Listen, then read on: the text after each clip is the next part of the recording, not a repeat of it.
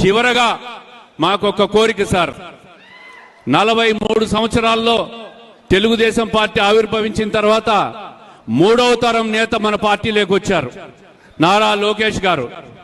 మరి పార్టీకి భవిష్యత్తులో యువతకు ఒక భరోసా ఇవ్వాలన్నా, పార్టీకి భరోసా ఇవ్వాలన్నా నారా లోకేష్ గారిని డిప్యూటీ సీఎంగా ప్రమోట్ చేయాలని చెప్పి మేమందరం కూడా కోరుకుంటున్నాం సార్.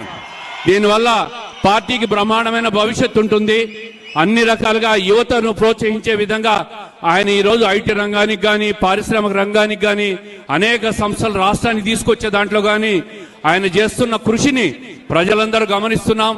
ఆయనను మరింత ఎలివేట్ చేసి పార్టీకి ఉజ్వల భవిష్యత్తు ఇచ్చే విధంగా తమరు చేస్తారని ఆశిస్తూ, తప్పుగా మాట్లాడింటే మన్నించవలసిందిగా కోరుకుంటూ తమరు ప్రసంగించవలసిందిగా కోరుకుంటున్నాం సార్. లోకేష్ గారు ఉప ముఖ్యమంత్రి కోరుకుంటున్నాను ప్రశ్న వేస్తున్నారు కదా, ఏం అడిగితే తప్పేంటి?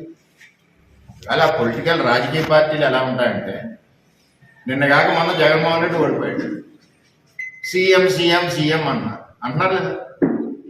మన దగ్గరికి వచ్చాడు జగన్మోహన్ రెడ్డి ఓడిపోయిన నెలకో 2 నెలలకో వరదలు, మరి సీఎం సీఎం అనలేదా? రమణకపేటలో అక్కడ అన్నారు లేదా?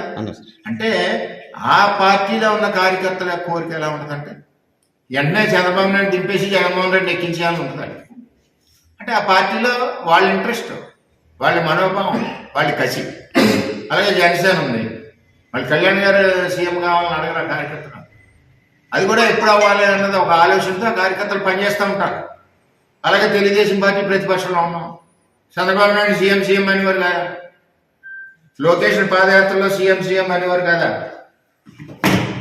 మా నాయకుడు, యువ నాయకుడు పాదయాత్రలో పేద ప్రజల కష్టాలు తెలుసుకున్నటువంటి నారా లోకేష్ గారికి ఉప ముఖ్యమంత్రి పదవి ఇవ్వాలని చెప్పి నా కోరికని మీ ద్వారా ఈ రాష్ట్ర ప్రభుత్వాన్ని తెలియజేస్తున్నానని చెప్పి తెలియజేస్తూ నేను సెలవు తీసుకున్నాను.